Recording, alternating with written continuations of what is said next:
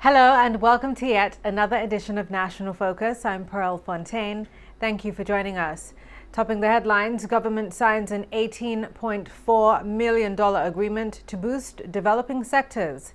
President of the National Youth Council outlines plans for the next 2 years, and efforts to manage the citrus greening disease continues. Stay with us for details of these and other stories after the break. Scary! Everything just shaking and making big creaky noises. Earthquakes, big and small, take place in the Caribbean at least 10 times a year. The dishes rattling and falling and breaking, then Vonnie started to scream. All I could think to do was shout, "Get outside, get out!" Earthquakes, hazards, take control, reduce your loss. If an earthquake hits, what can you do? Get down, get under an item of furniture like a table. Hold on and stay there until the quake passes. Find out lots more about earthquakes and other hazards at your local disaster office. A message from your National Disaster Office and SEDERA. The facts as they are, brought to you every day. Only on GIS Channel 7. Welcome back. Agreements were signed on Tuesday that will mean financial investments for a number of sectors, including employment and agricultural export. GIS News was on hand to witness the official signing of the $18.4 million arrangement between the CARICOM Development Fund and the Ministry of Finance. $3.8 million of that sum is being donated as grant funds, making the balance a concessionary loan at a 3% interest rate. Prime Minister and Minister for Finance, Honorable Roosevelt Skerrit, listed the areas which will be improved by the funding. The amount being received is US $7.1 million, an equivalent of $8.4 million, of which approximately EC $3.8 million is grant. The projects we have chosen to finance include additional works at the Melville Airport, support for the operationalization of the park houses, and of course that is critical to the export of our fresh produce, our agricultural produce, upgrading of those services provided by the Bureau of Standards, and support to the aid bank, and a line of credit to private businesses to be administered by the aid bank. And a number of the productive sectors will benefit from this facility at the aid bank. Chief Executive Officer of the CARICOM Development Fund, Lon McDonough, says the CDF understands exactly what this loan grant facility means to both Dominica and the region. He noted that large developing countries, or LCDs, are also part of the target group for the CDF's financial assistance program. These agreements between the government of the Commonwealth of Dominica and the CARICOM Development Fund, totaling EC 18.4 million, is tangible evidence of the community mechanisms at work. This event is a milestone in the process of deepening our integration in CARICOM, as it is the fourth of the scheduled 6-country interventions in the OECS, which the CDF is programmed to undertake during the first funding cycle. This EC 18.4 million intervention is significant. It crystallizes the promises in the revised treaty, which were reaffirmed in 2006 at the launch of the CARICOM single market in Jamaica. The community undertook to provide technical and financial assistance to LDCs to minimize CSME-related dislocations, expand their capacity, and improve their participation in the CSME. Dominica's Finance Minister, Honorable Roosevelt Skerrit, used the opportunity to highlight his government's financial prudence. Rest assured, CEO, that this government, which I have the honor and pleasure to lead, has a very solid record of accounting for every single dollar we receive, whether it is through tax revenue or from developing partners. And we will no doubt be in a position to report to you on the proper use of the resources that you provided for the CDF.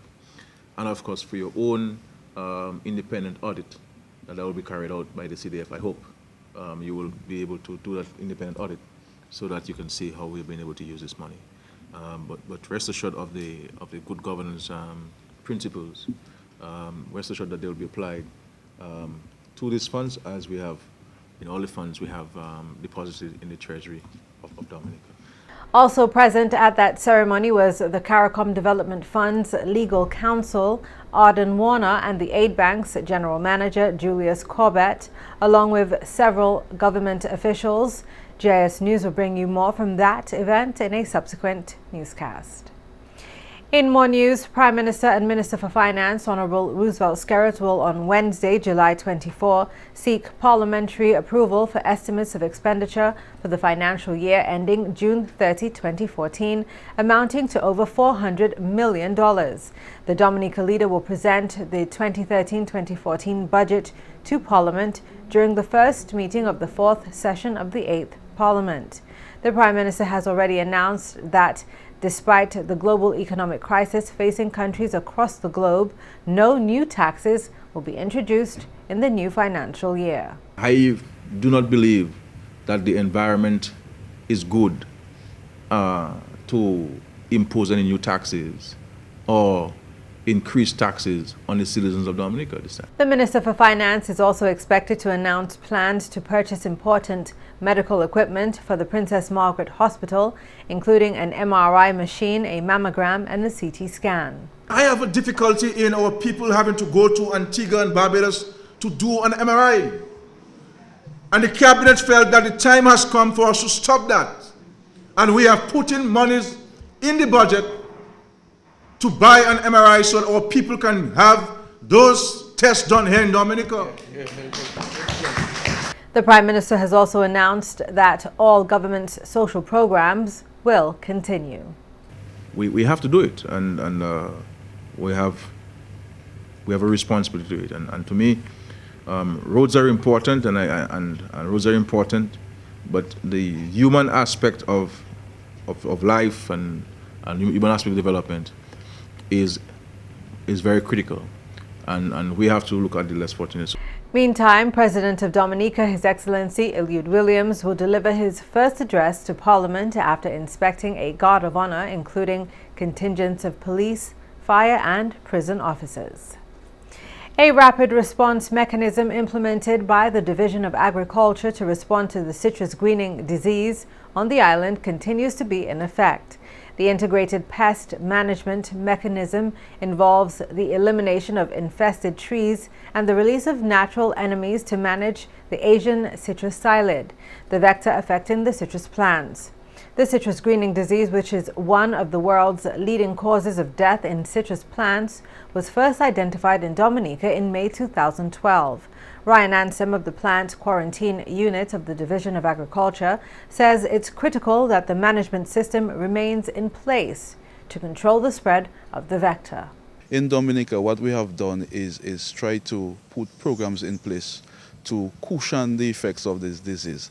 And this disease, why it is dangerous, it is a vector called the Asian citrus psyllid that transmit the disease.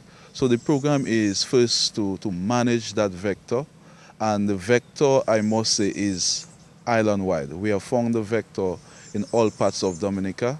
We have not found it in high altitudes, for example, places in Syndicate and Milton area. So we are hopeful that our programs, the release of parasitoids will be effective and can control the vector. The Division of Agriculture has also put into effect a strict quarantine program to curtail the movement of infested citrus material. And that is why the government moved quickly in passing what we call a citrus order, where we could limit the movement of citrus planting material. So the Division of Agriculture has what you would say closed down all private nurseries, and the order passed by the Attorney General's office has helped us in trying to prevent the movement of citrus material. The Division of Agriculture is reporting successful eradication programs of the citrus greening disease in communities of Point Michelle and Wesley. We have done eradication. We have done eradication programs in Point Michelle, where we have eliminated 95% of infested trees, and the eradication program is ongoing in Wesley. As we speak, a team is in Wesley trying to eradicate the infested trees. So the program is really to eliminate all diseased trees, all infested trees, and to control the vector that transmits the disease. So we can say the program is ongoing, and sometime next year we'll evaluate the success of the programs and to evaluate our eradication drive on citrus greening. Citrus farmers who are affected have been encouraged to work closely with the Division of Agriculture and to purchase citrus plants only from the Citrus Certification Program at the Botanical Gardens. The Citrus Certification Program is the only certified citrus nurseries that can provide true-to-type clean planting material to the farmers. So we are telling the farmers, do not purchase planting material from anybody else, from any private nurseries, and to purchase from the botanical gardens where we can certify that you have disease-free material. We are also telling farmers, do not move planting materials from one area to another, and that is how the disease will spread. Again, to work with the Ministry of Agriculture, we have a strong objective, that is to maintain the citrus industry, to have farmers sustain the industry. Farmers can still have a livelihood in it. Farmers have been advised to inspect their citrus trees on a monthly basis for the Asian citrus psyllid. The Division of Agriculture cautions that if farmers suspect the presence of the disease, to contact the Division of Agriculture. The newly installed executive of the National Youth Council, NYC, is hoping to empower the island's young people to reach their fullest potential. Newly appointed president of the NYC, Jahisiah Benoit, says the new council is now in a better position to facilitate that empowerment in an environment that is conducive to holistic development of youth.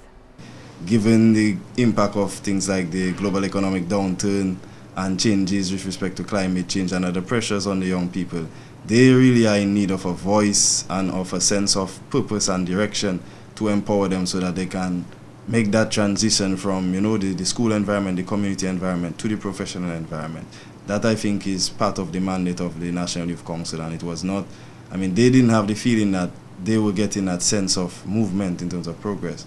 And I think what this new executive feels, that this responsibility is very immense, and we're not going to take it on ourselves only. We want to really have a solid network from the grassroots with all the youth groups across the country, so that whenever something takes place in, say, Woodford Hill, Wesley, that they can feel that that is part and parcel of the National Youth Council's work. That when something takes place in Soufriere, Scottsdale, or Gallia, that the young people can identify that this is part of a national effort to empower young people. As a first order of business for the national executive, Mr. Benoit says the council will consult with all youth groups on the island to put together a comprehensive work plan.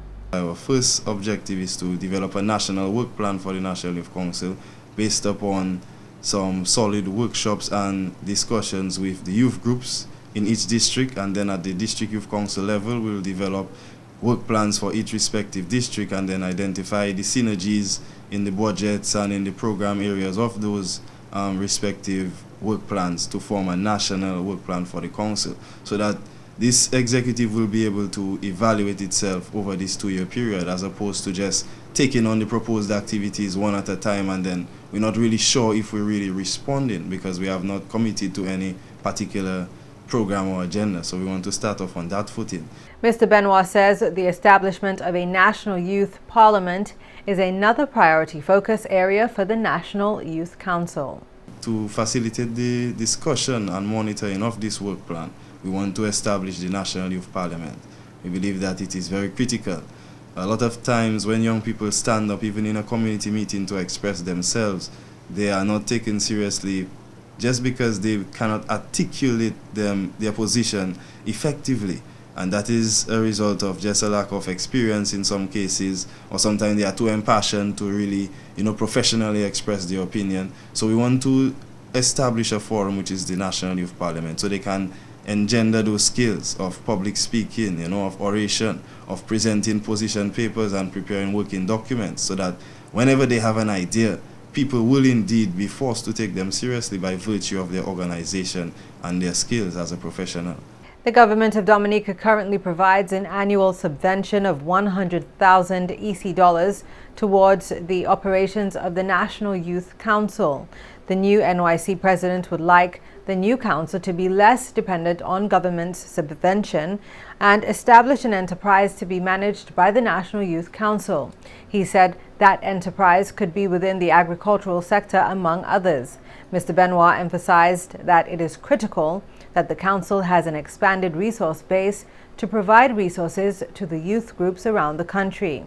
The council is proposing 200,000 EC dollars to effectively carry out its mandate for the next 2 years. This executive wants to express fully that we want to stop this over-reliance on our government subvention. We need to be innovative and think of ways to expand our pool of resources. We think the best and most sustainable way to do that is to establish an enterprise for the National Youth Council that is managed by young people.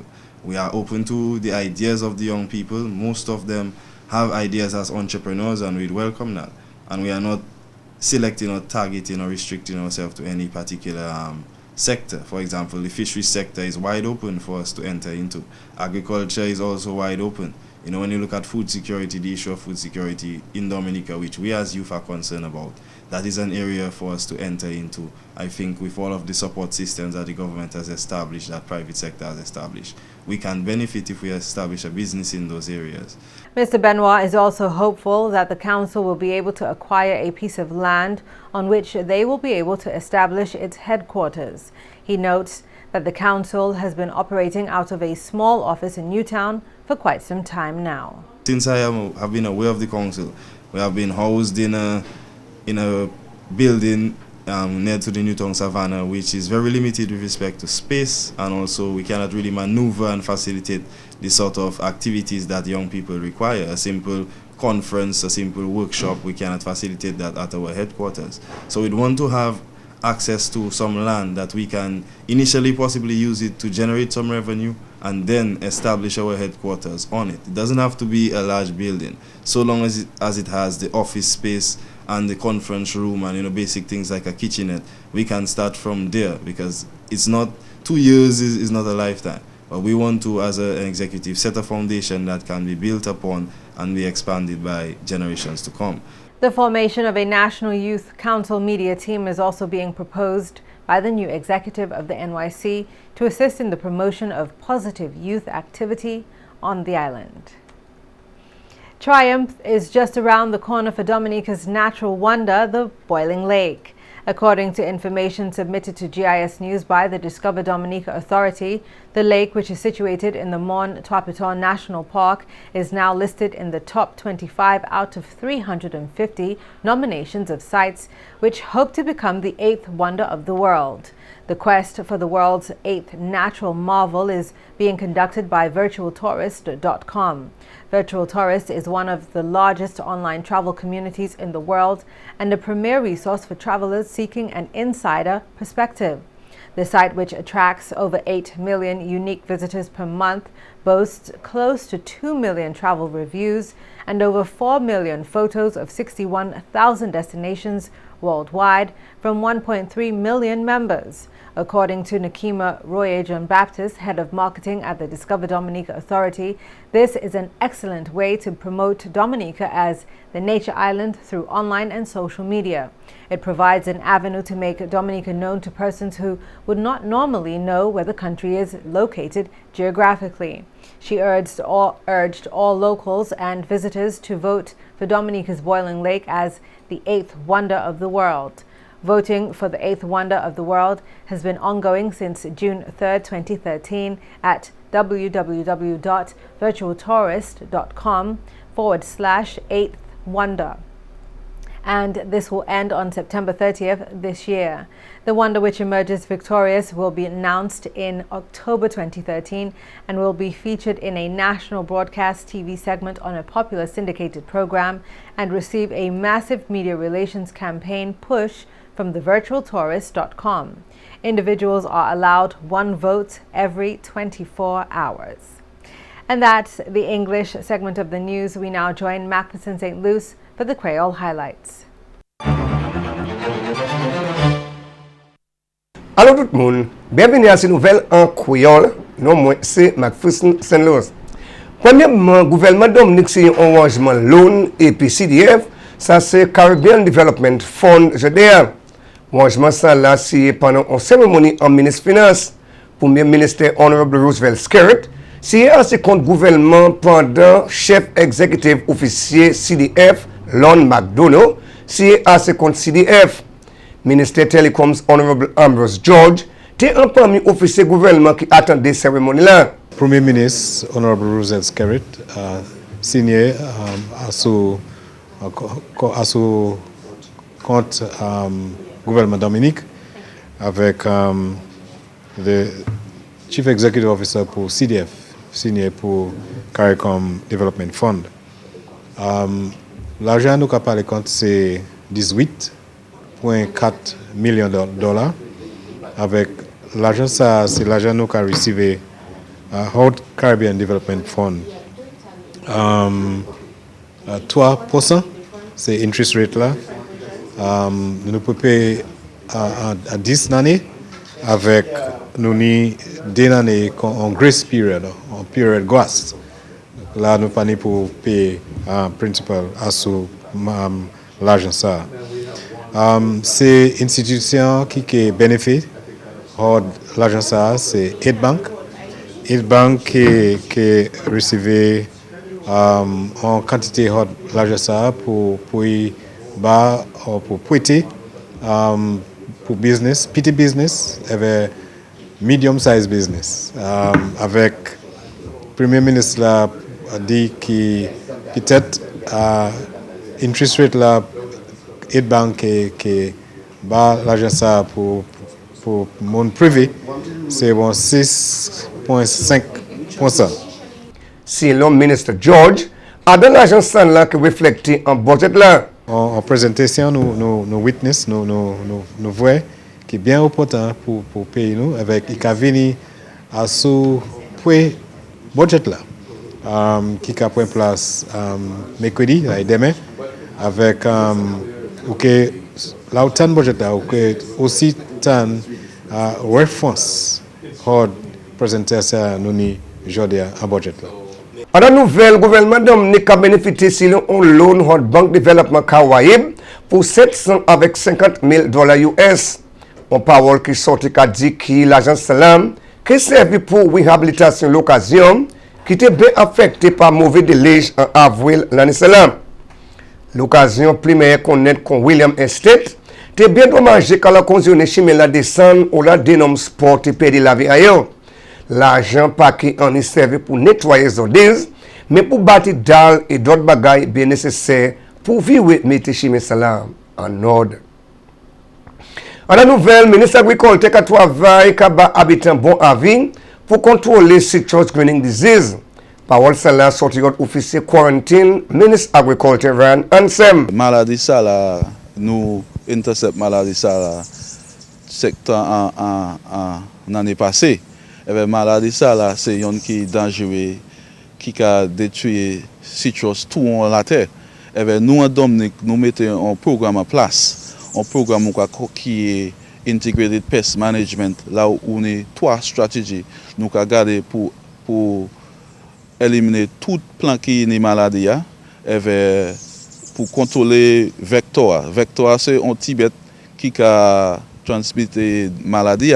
Et qu'on savent maïgouin qui a transmis dengue, c'est comme ça a transmis citrus greening là. So ça nous a fait, nous avons un programme là, nous avons contrôler vecteur ça là. Et bien si nous pas ni vecteur, il pas ni rien pour vecteur transmettre, maladie a pas que transmettre tout en Dominique.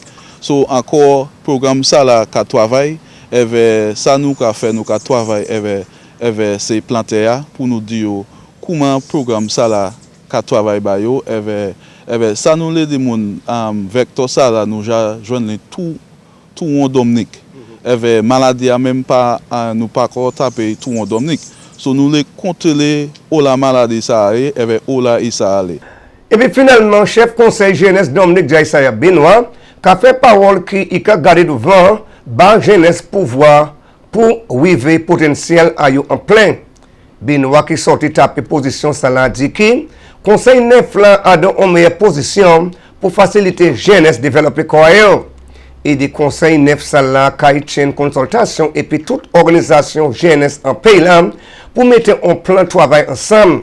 Il y a l'autre bagaille Benoît mentionné, c'est Parlement pour les affaires jeunesse. Le gouvernement Dominique a fait provision l'argent pour conseil salam. Quand même Benoît a gardé devant, on a dépend moins à ce gouvernement Dominique. Messieurs, mesdames, ça c'est tout pour nouvelle en créole pour à présent. Non moins, c'est McPherson, c'est Luce. Au revoir. Find out how to live a balanced life next in the tip of the day. Scary.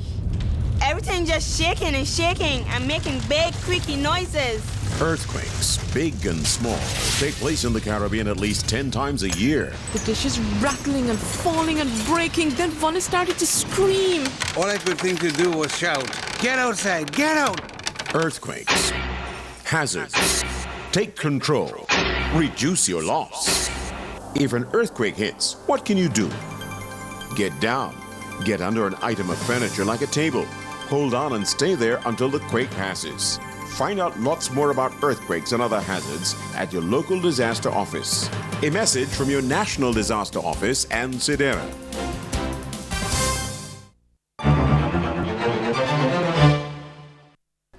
The elements in life that require the most balancing can be divided into two categories: internal and external. Oftentimes, though, people focus on one more than the other. For example, you may find that you focus on external things like work, relationships, and activities, and that you pay very little attention to what is going on inside your heart and mind. On the other hand, you may find that you spend so much time being self-reflective that you sometimes miss out on the experience of living. Simply visualize your dreams and goals and feed your body well. And that's all for this edition of National Focus. We always welcome your suggestions and comments. Drop us an email at gis@dominica.gov.dm or visit our website at news.gov.dm. Friend us on our Facebook page and be sure to like our GIS Dominica fan page. You can also catch up on past National Focus newscasts on our GIS Dominica YouTube channel. On behalf of the entire news production team, I'm Fontaine. Thank you for watching.